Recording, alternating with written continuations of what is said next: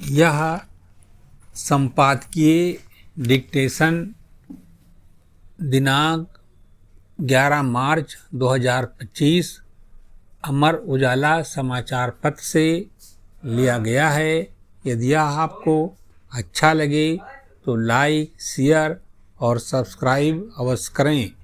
Ready संयुक्त राष्ट्र के खाद्य एवं कृषि संगठन FAO की हालिया रिपोर्ट में गेहूं और धान के वैश्विक उत्पादन को लेकर जो संभावनाएं व्यक्त की गई हैं, वे वैश्विक अर्थव्यवस्थाओं के साथ खाद्य सुरक्षा के लिहाज से भी महत्वपूर्ण हैं।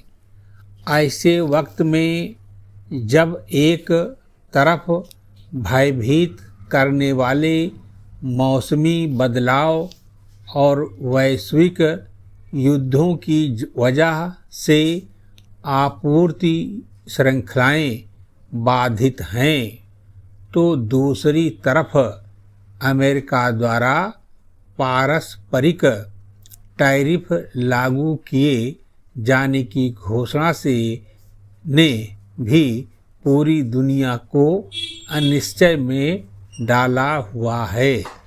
तब FAO की रिपोर्ट में गेहूं के उत्पादन में पिछले वर्ष की तुलना में 1% की बढ़ोतरी और वैश्विक धान उत्पादन के भी इस वर्ष रिकॉर्ड स्तर पर पहुंचने का अनुमान राहत देता है। अच्छी बात यह है कि गेहूं और धान जैसे बुनियादी अनाजों की आपूर्ति में वृद्धि से कीमतों में स्थिरता बनी रह सकती है, जिससे उपभोक्ताओं को भी यकीनन राहत मिलेगी। रिपोर्ट की यह टिप्पणी उल्लेखनीय है कि लगातार जारी संघर्ष और असुरक्षा की स्थितियां गंभीर खाद्य असुरक्षा को जन्म दे रही हैं। ऐसे में यह सुनिश्चित किया जाना बेहद जरूरी है कि इस उत्पादन का लाभ खासकर उन 45 देशों जिनमें एशिया के 9 देश शामिल हैं, तक सही ढंग से पहुँचे।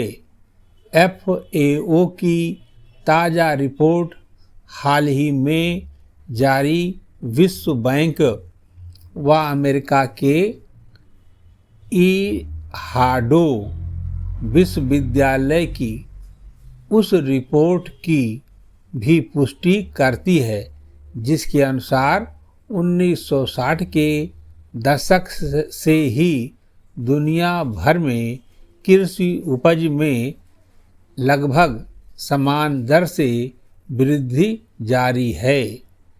इससे पिछले कुछ दशकों से जताई जा रही उन चिंताओं पर भी विराम लगेगा, जो बताती थीं कि बढ़ती आबादी की ज़रूरतों के मद्देनज़र दुनिया भर में फसलों के उत्पादन में कमी या स्थिरता आने के आसार हैं। भारत, जो दुनिया के अग्रणी गेहूं और धान उत्पादकों में से एक है, के लिए भी ये आंकड़े महत्वपूर्ण हैं। वैश्विक उत्पादन में वृद्धि का असर देश के निर्यात, किसानों की आय और सरकारी खरीद नीतियों पर पड़ता ही है। उत्पादन में वृद्धि उत्साहजनक है, लेकिन खासकर भारत के संदर्भ में देखें तो अनियमित मानसून, हीट वेव और जल संकट गेहूं व धान उत्पादन को प्रभावित कर सकते हैं। ऐसे में सरकार को समुचित जल प्रबंधन, उस गुणवत्ता वाले बीज और आधुनिक कृषि तकनीकी को बढ़ावा देना होगा। बढ़ता उत्पादन भारतीय संदर्भ में भंडारण और वितरण तंत्र